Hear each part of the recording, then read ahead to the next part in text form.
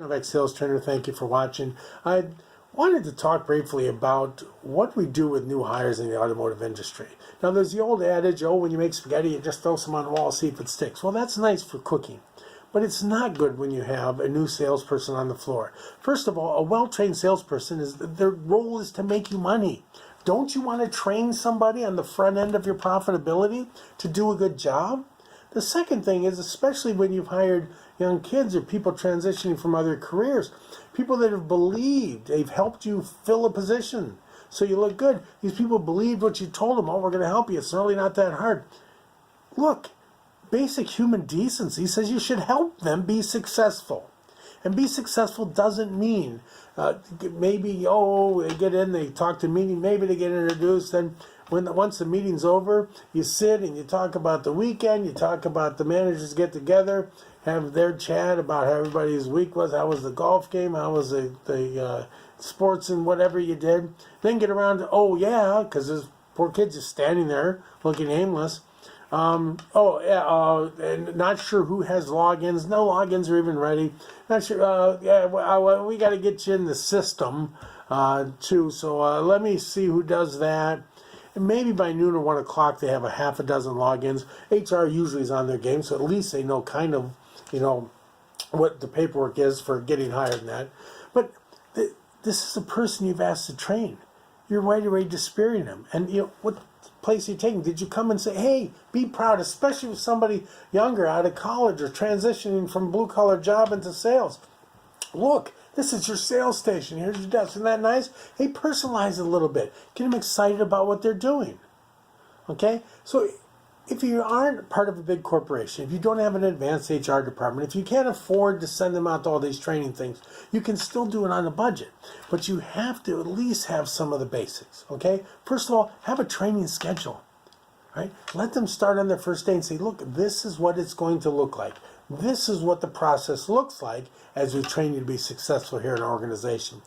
Then take them to HR. Like I said, HR is typically, most bookkeepers are really good and on their game, but make sure they know. How many times HR people out there looking that work in dealerships, have you been told, I hired someone a couple days ago, we need like a packet or whatever. They've been 2 days on payroll. Thank God they didn't slip in service. So make sure they're ready. Make sure they know the person is coming. Did you collect any of the documentation for them like you would for a sale? Driver's license, birth certificate, social security card, things like that, to help smoothly transition them through the HR process. The next, take them on a tour. Let them see. They're going to be running into customers. Maybe they have a logoed shirt or something, or they're wearing a tie, so they look like they belong. If people ask them questions, you don't want their first couple of days to be, where do I go to pay my service bill or to pick up my car? I'm new. Take them around. Let them see where things are. Let them understand. Let them see where they have lunch. All right? Take them to their workspace and give them a nice workspace to be proud of, like I mentioned. It's probably a very good idea. Schedule time within their first initial orientation period. Maybe not that same first day, but within the first week of their training, let them sit with finance.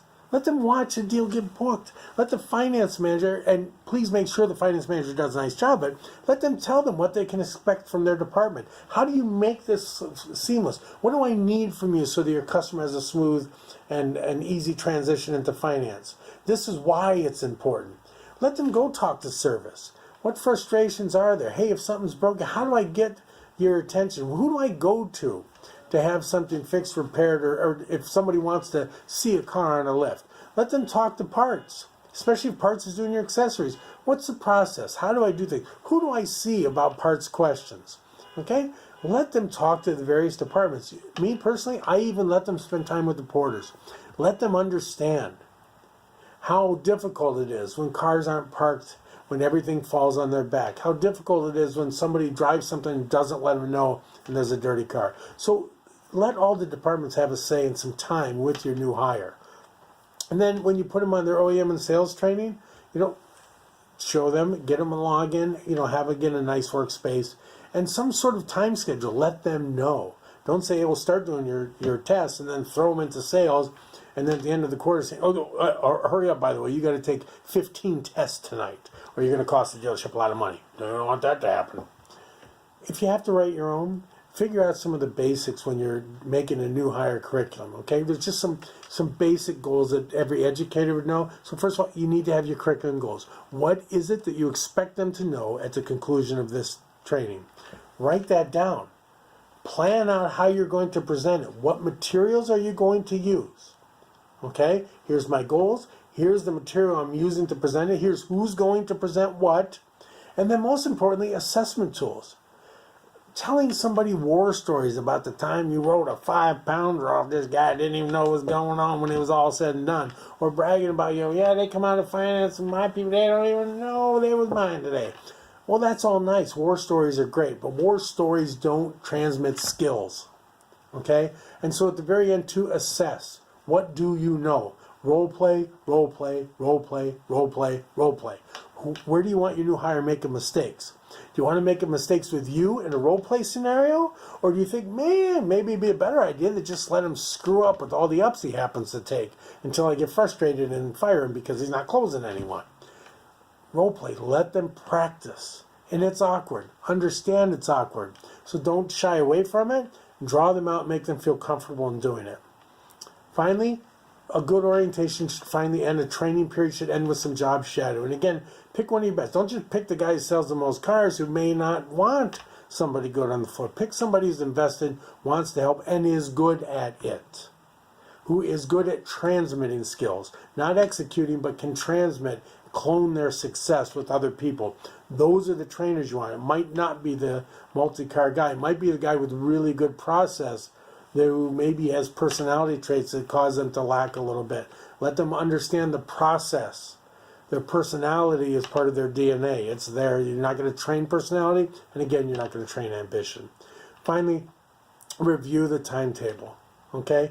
Let them know this is, by the way, so when this is done, we're going to let you try now. This is when you break away, and then this is how we're going to see how you're doing.